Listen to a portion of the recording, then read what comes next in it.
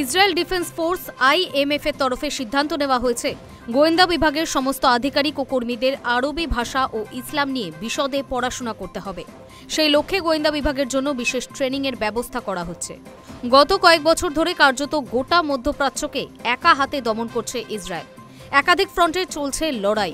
প্রধান শত্রু ইরানের পাশাপাশি ইসরায়েলকে লড়তে হচ্ছে হামাস, হাউথি, হেজবোল্লার মতো শত্রুর সঙ্গে। প্রতিটি শত্রুই বাধা রয়েছে এক সুতোয়, তা হলো ইসলাম ধর্ম ও আরবি ভাষা। সেই কথা মাথায় রেখে ইসলাম ধর্মকে ভালো করে জানার প্রয়োজন বোধ করছে ইসরায়েল। একইভাবে প্রয়োজনীয় হয়ে উঠেছে আরবি জানা। এই পরিস্থিতিতে এএমএএন প্রধান মেজর জেনারেল স্লোমি বাইন্ডার বিজ্ঞপ্তি জারি করেছেন। সেখানে বলা হয়েছে, আগামী বছর থেকে দফতরের সমস্ত কর্মী ও আধিকারিককে ইসলাম শিক্ষা নিতে হবে। একই সঙ্গে 50% কর্মীকে আরবি ভাষা শিখতে হবে।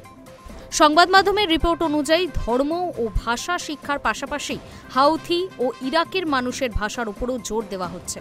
গোয়েন্দা বিভাগের কর্মীদের হাউথিদের কথা বুঝতে সমস্যা হচ্ছে। রিপোর্ট অনুযায়ী এখানকার মানুষ কাত সেবন করেন।